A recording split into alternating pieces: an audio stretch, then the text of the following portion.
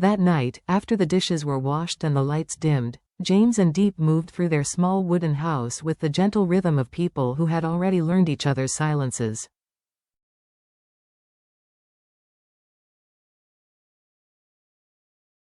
Nothing dramatic happened, nothing loud or urgent, and yet, beneath the quiet, something pulsed, steady and new.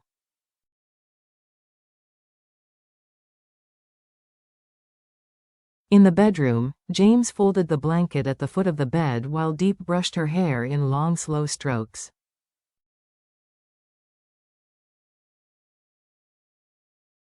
Her reflection in the small mirror looked almost unfamiliar, softer around the edges, as if the secret within her had already begun shaping her face.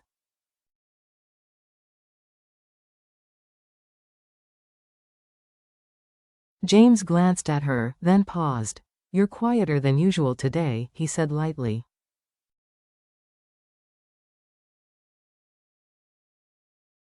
"Not suspicious, just noticing. I'm just tired," Diep answered, placing the hairbrush down.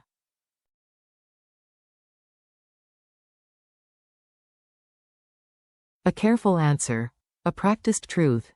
James crossed the room and kissed her forehead, not passionately, not urgently, but with the quiet affection of a man who understood steady love far better than grand gestures.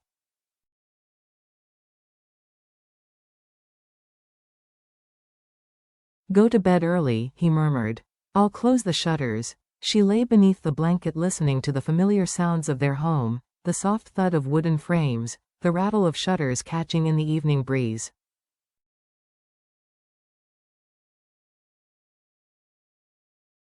When he finally joined her, the bed dipped beneath his weight. He curled an arm around her waist, warm, protective, unaware of the life forming just beneath his hand.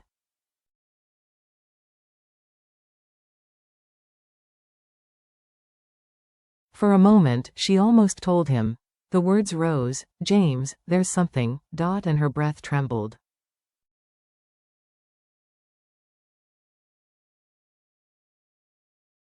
But fear, old and ghost-like, pressed the words back down. Instead, she whispered, "Good night."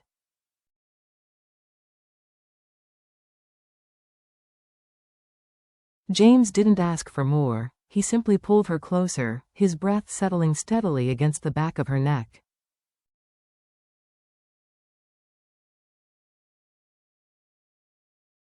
And Diep fell asleep not to silence, but to the quiet certainty that love, this love, was steady enough to hold the truth when the moment came.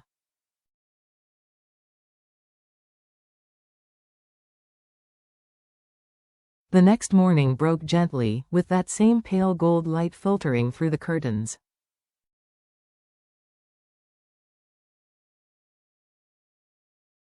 Diep woke early again, though her body still felt heavier than usual. James was already awake, sitting at the small wooden table, sorting through stacks of paperwork with a cup of over-steeped tea beside him.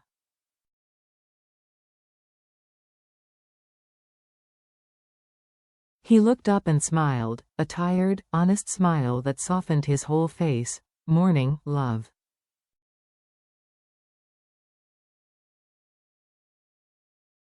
"You slept deep. I feel better today," she lied with a softness that wasn't meant to deceive.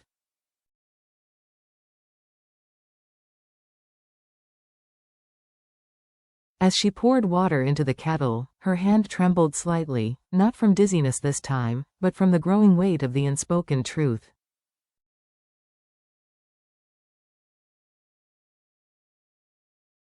Before she could steady herself, footsteps sounded outside. A familiar voice called through the door.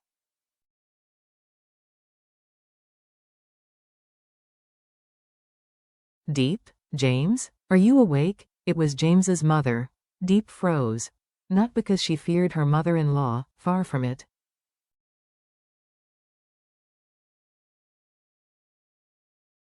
Mrs. Huyen had been gentle, welcoming, far warmer than the family she had once belonged to.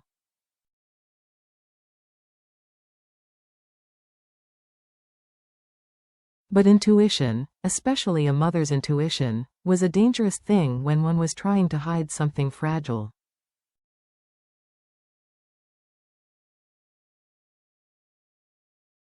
James opened the door, smiling. "Mum, you're early."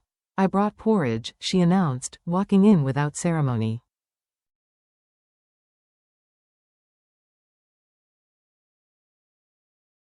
"Good for the stomach." Her eyes, sharp and assessing, landed on Diep almost immediately.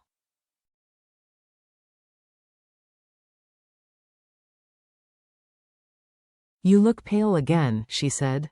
"Come here." Before Diep could protest, the older woman took her wrist lightly, checking her pulse the old countryside way, slow, attentive, reading more from touch than science.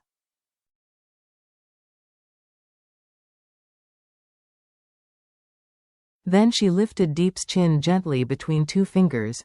"You're not sick," she said softly.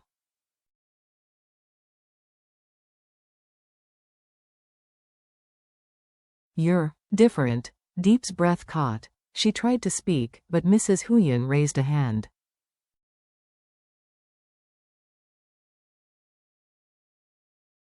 "You don't have to tell me," she murmured. "A woman who has carried a child knows when another woman is carrying one too."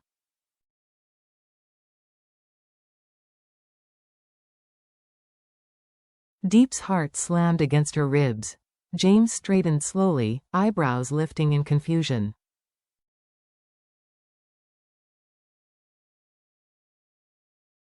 "Mum, what are you talking about?" But the older woman didn't answer him.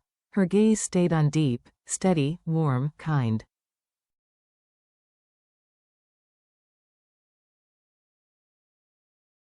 "You don't look afraid," she said gently. "You look protective. That's how I knew with James too."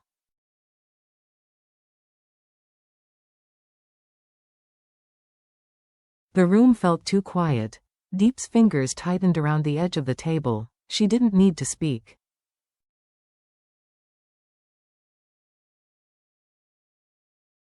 She didn't need to confirm anything. Her silence became its own confession. James's breath stopped.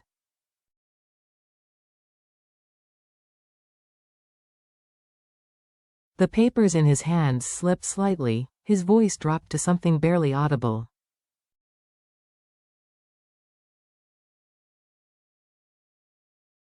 "Diep, is it true?" She lowered her gaze, not ashamed, just overwhelmed.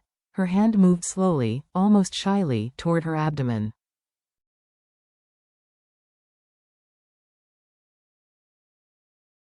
James watched the movement as if a world were tilting beneath him.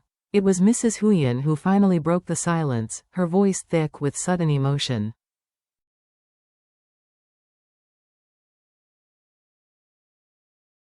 "You two talk," she said quietly, collecting her basket. "This moment belongs to you."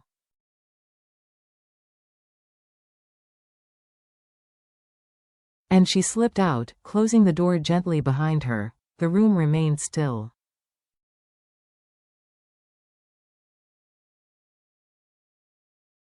James stepped toward her, his expression shifting between disbelief and a dawning, trembling hope.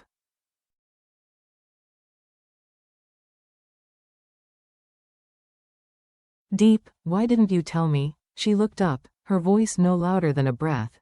"Because I wanted to be sure before I placed hope in your hands."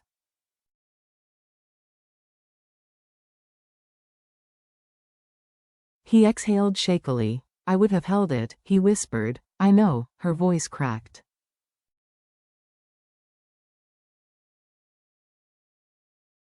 "That's why I was afraid." James didn't rush to her. He didn't bombard her with questions.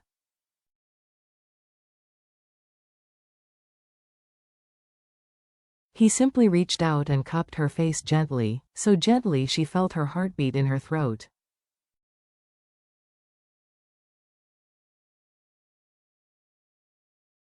"How long have you known?" "Yesterday. And you carried it alone?" "Yes. Are you happy?"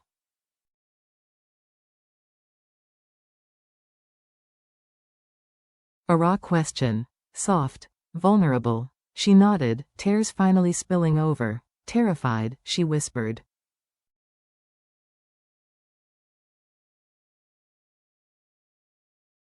"But happy." James pulled her into his arms so tightly her feet lifted slightly off the ground.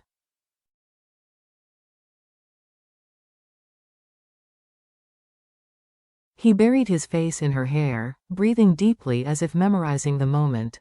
After a long, trembling silence, he whispered the words she hadn't realized she was waiting for.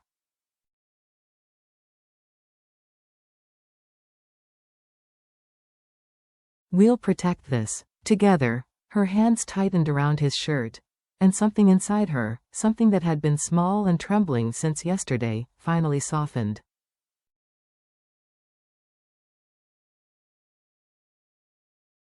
The rain finally eased into a thin mist, leaving the village wrapped in a trembling quiet.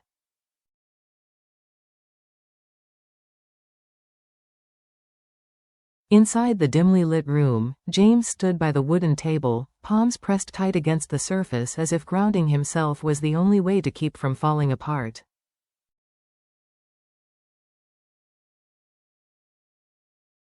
The lamp beside him flickered, throwing long shadows across the walls, shadows that mirrored the turmoil in his chest.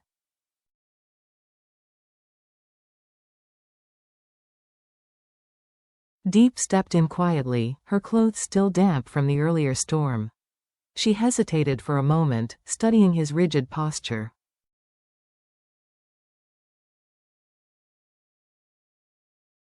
There was something different in the air, a heaviness that she had felt long before she entered the house.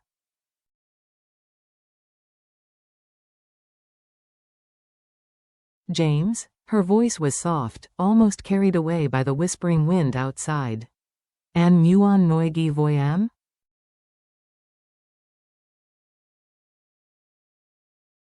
For a moment, he didn't move. Didn't breathe. The silence stretched long enough to make her heartbeat turn uneasy.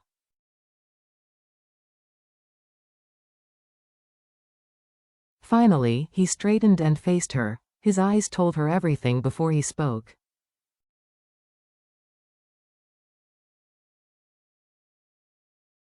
Something had cracked inside him, something he could no longer hide. "I found out the truth," he said.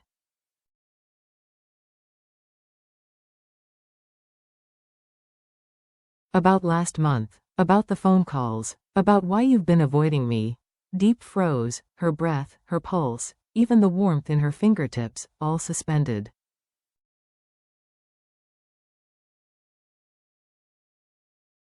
"James, it's not what you think," she whispered, stepping forward. "I was going to tell you everything."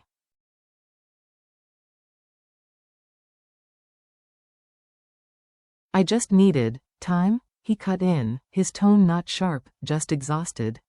"Em can thoi jian de jiao an?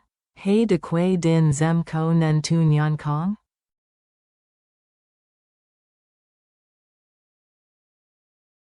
She opened her mouth, but no words came out. Because the truth, the real truth, was tangled, part guilt, part fear, part desperation.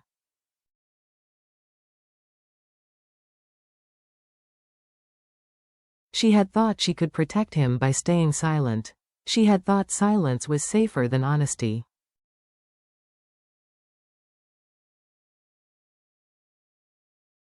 But silence was now the very thing tearing them apart. James exhaled shakily, rubbing a hand over his face as if trying to erase the hurt from his expression.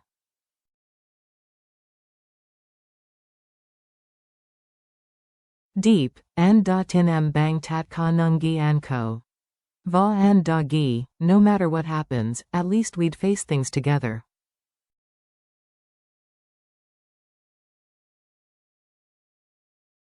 But this, em kien an kam jak min dung wai kwak doi kua chin noi min yu.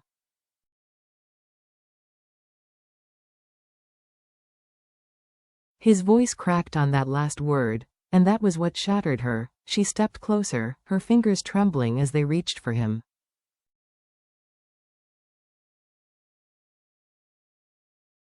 "James, everything I did, everything I hid, it wasn't to push you away. It was to protect you."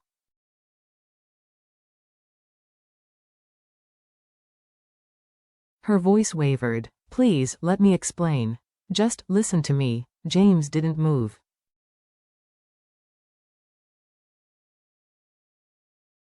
His breath was unsteady, the kind you take when you're holding back something sharp and painful.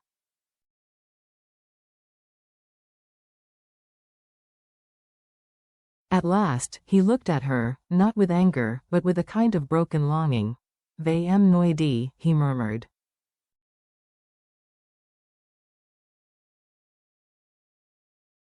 "Tell me the truth, the whole truth. No more hiding." Outside, the wind hushed as though the world itself was waiting.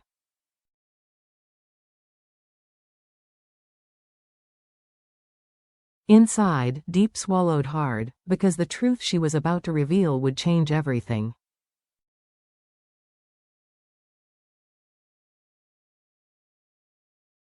"James," she whispered, bracing herself, "there's something you don't know.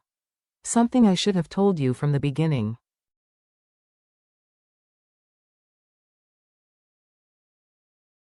She drew in a trembling breath. "And it starts with the night I disappeared."